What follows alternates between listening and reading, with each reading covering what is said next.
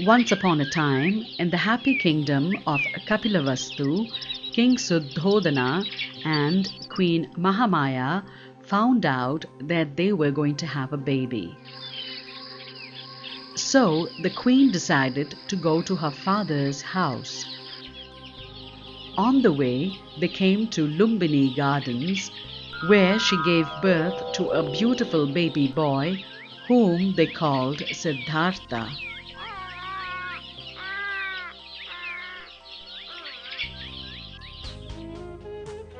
Sadly, 7 days later, the queen died.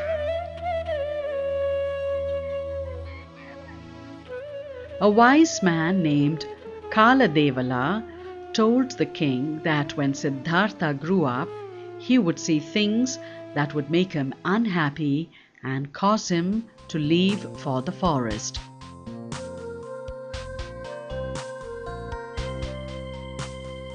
The king therefore never allowed Siddhartha to go outside the palace gates.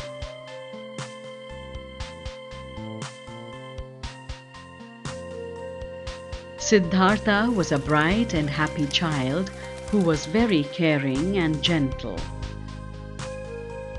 One day, Siddhartha and his cousin Devadatta were taking a walk.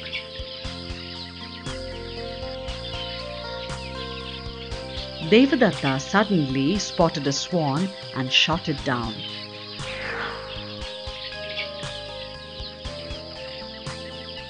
They then ran to see the wounded bird. Siddhartha was horrified to see the wounded bird.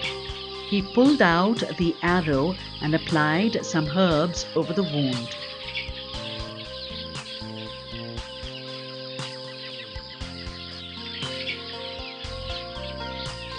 Devadatta insisted on keeping the bird for himself. So they went to the wise man of the court, who declared that the swan belonged to the person who saved it and not to the person who tried to take its life away.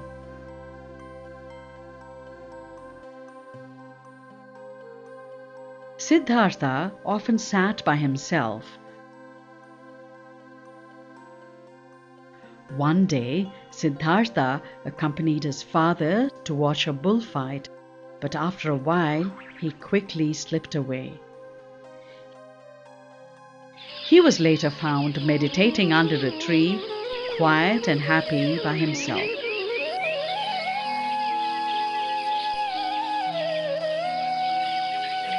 The prince grew up and became a young man. King Suddhodana got him married to the beautiful princess Yashodhara.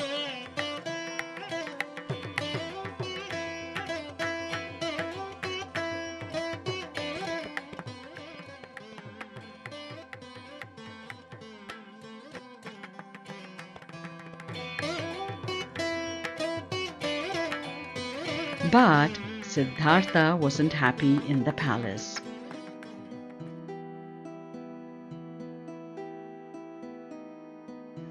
One day he told his servant Channa, "Let's go for a ride outside the palace." On the way, the prince saw a man bent with age. The prince had never seen an old man before. "What is that?" he asked Channa. "That is an old man," said Channa. "We will all grow old one day, Prince." The prince was very upset and went back to his palace.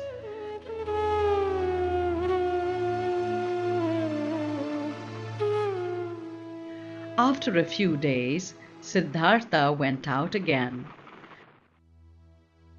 This time he saw a very sick man who was crying out in pain. Siddhartha had never seen a sick man before, and so he asked Channa, "Why is that man crying?" "He is sick and is crying in pain," replied Channa. Again, Siddhartha was very upset and went back to the palace.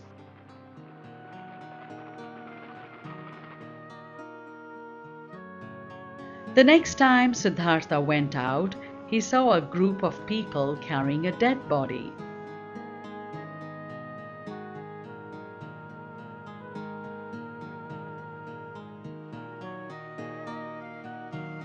Channa explained to Siddhartha that he was seeing a dead person and said, "One day we will all die." Siddhartha realized that his father had kept him inside the palace to protect him from these things.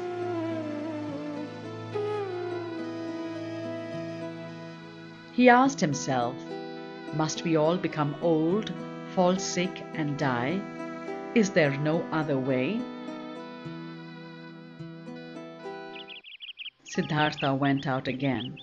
This time he saw a man with a shaven head, wearing orange robes and carrying a bowl in his hand. The man looked very content. Siddhartha asked Channa, "Who is that man?" Channa said, "That is a wise man who has left everything and gone to the forest to seek happiness."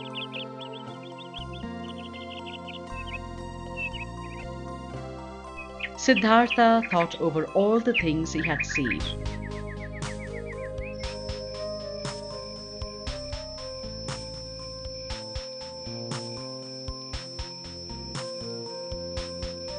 He then decided to leave home in search of happiness. So, one night, while his wife and son Rahula were fast asleep, Siddhartha, along with his faithful servant Channa, quietly left the palace.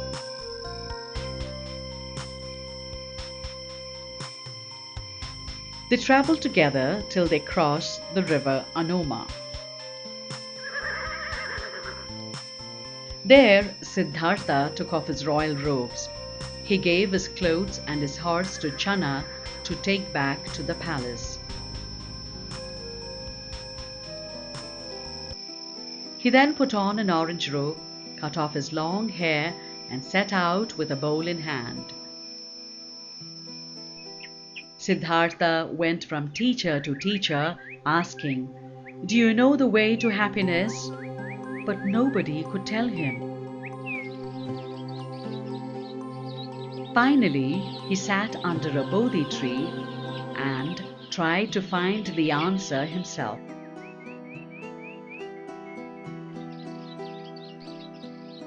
Many days later, his quest ended.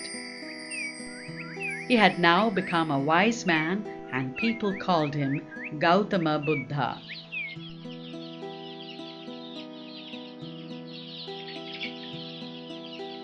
Buddha loved all animals and treated them with compassion.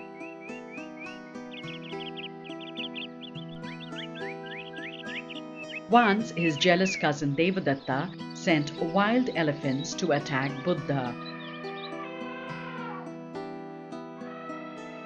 However, on seeing Buddha, the elephants bowed down before him.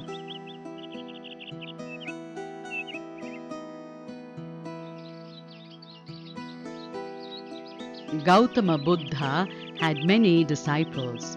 He went from place to place teaching people what he had learned. His students lived in groups called Sangha. He preached that one could attain happiness by being content with what one had and showing compassion to all beings. When Buddha returned to Kapilavastu, his father, wife, and son, along with many others, became his disciples. One of his relatives, called Ananda, became Buddha's faithful disciple and took care of him when he grew old. Buddha preached for another 45 years. By then, he had become an old man of 80 years. Finally, at a place called Kusinara, he lay down below the sala trees and breathed his last.